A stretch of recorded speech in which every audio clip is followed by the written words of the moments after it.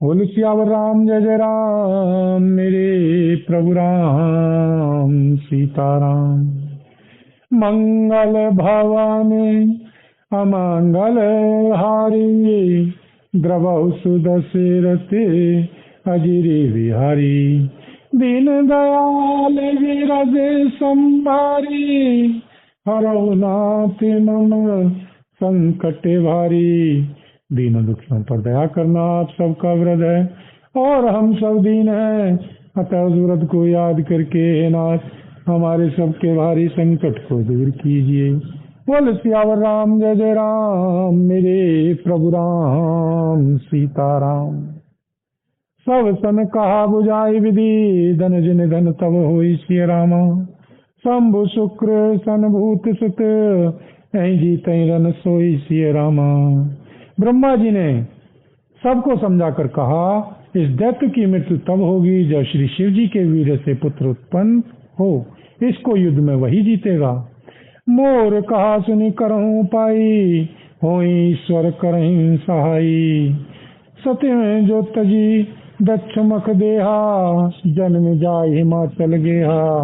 मेरी बात सुनकर उपाय करो, ईश्वर सहायता करेंगे और काम हो जाएगा।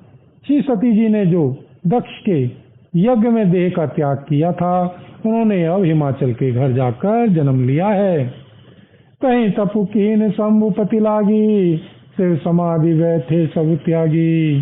जदपि अहि असमंजस भारी तदपि बात एक सुनो हमारी। बोल सियावर राम जय जय राम मेरे प्रभु राम सीताराम। करो कल्याण राधे श्याम करो कल्याण राधा राम। करो कल्याण जय हनुमान करो कल्याण सीताराम। करो कल्याण जय हनुमान। उन्होंने श्री शिव जी को पति बनाने के लिए तप किया है। इधर श्री शिव जी सब छोड़ छाड़ कर समाधि लगा बैठे हैं। यद्यपि हैं तो बड़े असमंजस की बात, तथापि मेरी एक बात सुनो। पटवों काम जाहि शिव पाहिं करे क्षोभ शंकर मन माहिं। तब हम जाहि शिव वहीं सिर नाई करवाओ विवाह वरियाई। तुम जाकर श्री कामदेव को श्री शिव जी के पास भेजो, वह श्री शिव जी के मन में शोभ उत्पन्न करे, उनकी समाधि भंग करे। तब हम जाकर श्री शिव जी के श्री चरणों में सिर रख देंगे और जबरदस्ती उन्हें राजी करके विवाह करा देंगे। ऐ विधि बले देव हित होई मत अति नीक कहीं सब कोई। अस्तुति सुरन कीन अति हेतु प्रकटेउ विषम बान झस केतु। इस प्रकार से भले ही श्री देवताओं का हित हो और तो कोई उपाय नहीं है। सबने कहा यह सम्मति बहुत अच्छी है। फिर देवताओं ने बड़े प्रेम से स्तुति की। तब विषम 5 बाण धारण करने वाला और मछली के चिन्ह युक्त ध्वजा वाला कामदेव प्रकट हुआ। बोल सियावर राम जय जय राम मेरे प्रभु राम सीताराम। करो कल्याण राधे श्याम करो कल्याण राधा राम। करो कल्याण जय हनुमान करो कल्याण सीताराम। करो कल्याण जय हनुमान करो कल्याण सीताराम। करो कल्याण जय हनुमान।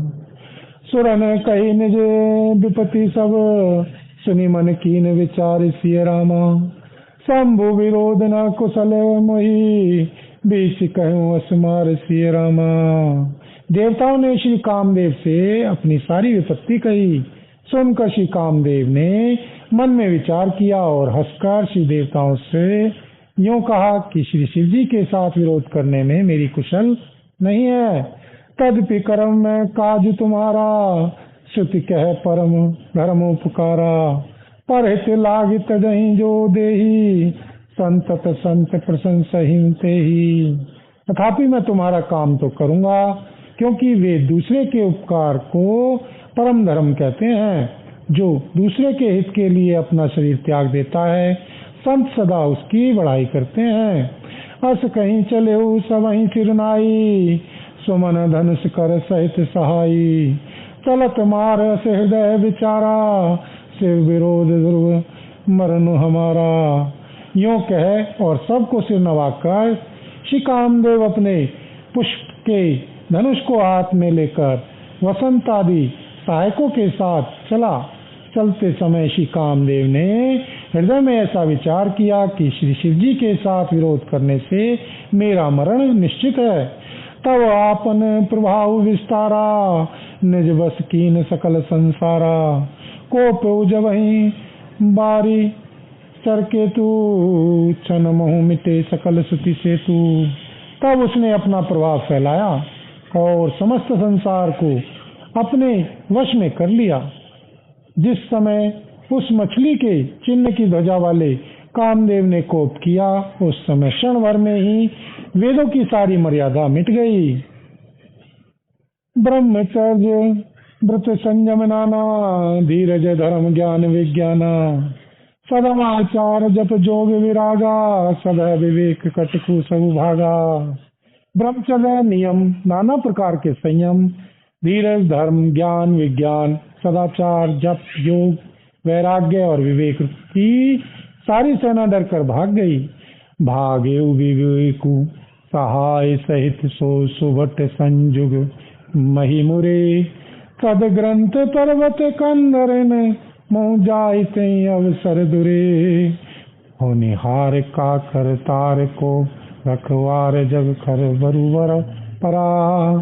दुई मात के ही रतिनाथ जय कौ को पिकर धन सरु धरा। विवेक अपने सहायकों सहित भाग गया। उसके योद्धा रणभूमि से पीठ दिखा गए। उस समय वे सब सदग्रंथ रूपी पर्वत की कंदराओं में जा छिपे, अर्थात ज्ञान वैराग्य संयम नियम सदाचार आदि ग्रंथों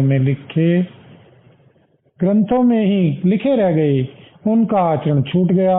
सारे जगत में खलबली मच गई और सब कहने लगे, हे विधाता, अब क्या होने वाला है? हमारी रक्षा कौन करेगा?